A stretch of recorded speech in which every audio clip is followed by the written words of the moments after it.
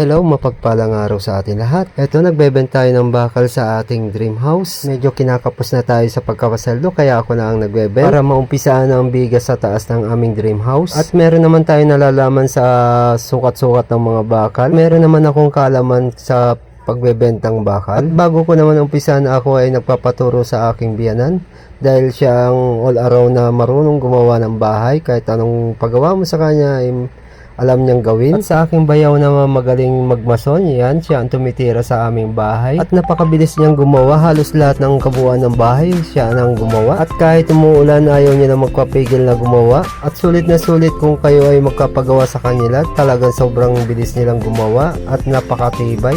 Kaya bilib na bilib ako rito. Rain or shine, talagang nagtatrabaho sila. Ayaw niya na magpapigil. Kaya napapahanga ako sa kanilang trabaho. At ito na nga, nailagay na yung mga bakal sa gilid ng bahay. Maya ay gagawa na kami ng forma para mabuhusan na. Ito, malakas pa rin ang ulan. Nakikita ninyo ang patak ng ulan. Ganun pa man ay diretso pa rin ang kanilang trabaho. At dahil tanghalian na kami kakain na, ito ang ulam namin. Pinakbit ng Ilocano. Yan, napakasarap yan. Ang luto ng biyanan ko. Yan, maraming salamat sa aking biyanan na siyang tagaluto. At pagkatapos namin kumain, kami ay magkapahinga. Ito, kwentuhan muna kami. At ito, hindi kami nag-uusap-usap dahil sa sobrang aming kabusugan. At balik na kami sa trabaho. Ito na forman at sabay binuhusan namin. Hanggang dito na lang po. Maraming salamat po. God bless.